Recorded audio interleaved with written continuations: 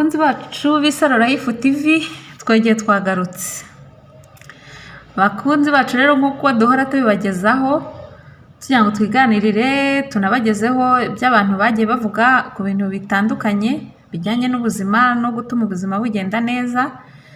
Twongeye twagarutse kugira ngo tubagezeho ibijyanye n'ibinyampeke cyangwa se mu zindi ndimi bita sereyali.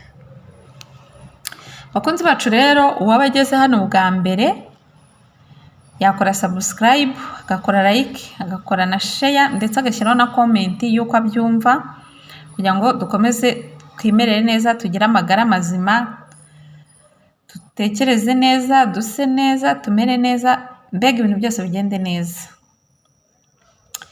Uyu munsi rero nkaba nabateguriye ku bijyanye n'ibinyampeke kuri gahunda twihaye yo muri iyi minsi yo kuvuga ku ngengabihe ijyanye n'ibyo dukoresha mu buzima bwa buri munsi.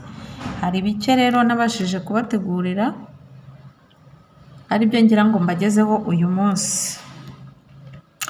Twifashishije wenda tuvuga urugero ku wa mbere dushobora gukoresha nk'umutsima w'ingano, ku wa kabiri tukaba twakoresha icyo bita umugati wuzuye cyangwa se pain complet, ku wa gatatu tugakoresha umutsima w'uburo cyangwa se amasaka, ku wa kane tugakoresha umuceri, ku wa gatanu tugakoresha icyo bita makaroni, ku wa gatandatu tukaba twakoresha umutsima w'ingano n'ibigori.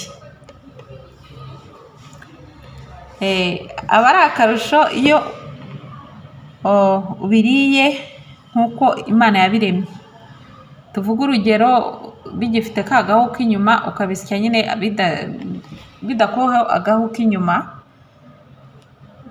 bikiri umwimerere, bitaciye mu nganda cyane ngo babikoremo vitamine B ziba zirimo. Habamo vitamine za B6, B1. Icyo gihe ushobora kubifata biri kumwe wenda n'ibinyamisogwe cyangwa se ibinyamisogwe cyangwa se n'imboga, ukaba warenzaho imbuto. Bituma ubwonko bw'umuntu buhorana itoto no kubanguka mu gutanga ibisubizo. Ni ukuvuga yuko bino bintu by'amasereyale bituma ubwonko bumera neza. Mbega niba ugira ikibazo nyine nko kugwa umugese niko nabivuga, bituma ubwonko buhora bukeye, butekereza neza, ukabasha gukomeza ubuzima bimeze neza. Ibinyampeke kandi bishinzwe gukoresha ubwonko n'imitsi yumva, bikabifasha gukora neza. Niyo mpamvu atari byiza ko bwira umuntu adakoresheje ibinyampeke mu byo yariye uwo munsi. Buriya rero byaba byiza buri munsi mu mafunguro dufata ya buri munsi byibuze hajemo kimwe mu binyampeke ibi ngibi tuvuze aha ngaha twavuze haruguru.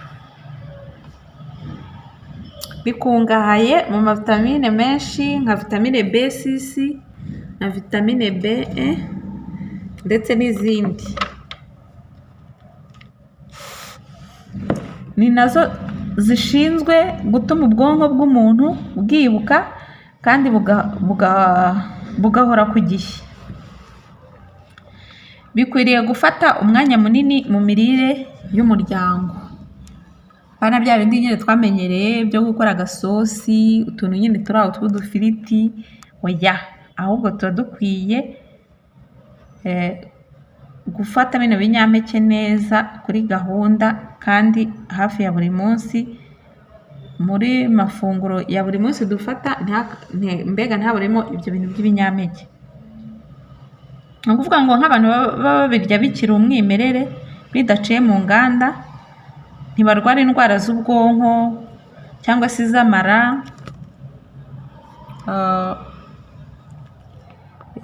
indwara eh, indwara z'umutima ndetse n'izindi, kandi imvura z'abakunda kubirya zikora neza. Urumva ko rero ibi binyampeke ni ibintu by'ingenzi cyane mu buzima bwacu bwa buri munsi. Ni ukuvuga ngo buriya nk'ingano zitera ubushobozi mu gukura neza, amasaka atera gushobora imibare. Niba ushaka kuba umunyamibare cyane cyangwa se abana bawe wifuza ko bamenya imibare cyane, baha igikoma cy'amasaka. Igikoma cy'amasaka ukibahate, ubigishe no kurya ubugari bwa rucakarara. Ibi bintu byose ni hatari, ni ingenzi. Apana ibyo kuvuga ngo ubugari bw'imyumbati. Burya ubugari bw'imyumbati nta na vitamine namba yiberamo, ni 0,0,0,0 n'ibindi byinshi utamenya ubwoko bwabyo uko abahanga bagiye babibona. Ariko ubwo urumva ko nk'umutsima w'amasaka wawukoresheje imibare hafi aho. Abakunzi bacu b'Isaro TV urumva ko ibi bintu biba bifite akamaro cyane. Noneho tuvuge burya ngo impengeri zayo zivura impyiko n'ibindi. Ese mwamuzi yuko impengeri ari amasaka bafata bagateka bakayarya atetse nk'uko bateka ibishyimbo? Nta makuru mufite, muzabigerageze mwumve muzambwira. Noneho ikindi kintu gihari ku binyampeke twareba nk'uburo. Uburo butera kujijuka, bwongera n'amaraso. Harimo bizi, uburo bwongera kujijuka ndetse bukongera n'amaraso ku bantu bagira amaraso make. Urumva yuko iyo aramutse akoresha nk'uburo biba ari ingenzi cyane, bituma umubiri ugenda bimera neza. Noneho ikindi kintu gishimishije umuntu ataranagikoresha ahangaha ni ikintu bita ibigori. Ibigori buriya ngo bitera umunezero no kwibuka, ariko biherekezwa n'ibishyimbo kuko bikunda gukenera acide amine yitwa lysine. Murumva ko rero abantu bakunda kwitekera ikintu bita impungure. Impungure murazizi, ibigori bivanze n'ibishyimbo bihiye, bitetse, bitarimo amavuta, bitagize gute. Urumva ko burya ngo bahorana umunezero, nta makuru mufite. Ibanga riraha mu bigori n'ibishyimbo. Ushaka kwishima wirira impungure, wirira ibigori n'ibishyimbo. Ikibazo cyo kurakara, cy'umushiha n'ibiki byose kwaheri bizaba birangiye. Ibintu ntabwo byoroshye, abashakashatsi nabo batugereyeho rwose. Umva bakoze iyo bwabaga rwose baradushakashakira. Noneho ikindi buriya ngo kurya umuceri nabyo bitera ubushakashatsi ndetse n'ibindi. Ni ukuvuga ngo rero umuceri wo iyo uwukoresha nabwo ku kigero, umuceri utuma ucukumbura ukajya gushaka utuntu n'utundi, ugahora ushaka kumenya imvano y'ikintu. Ni ukuvuga ngo ibyiza by'umuceri bikugeza kuri icyo kintu cyo guhora ushaka kumenya aho byabereye.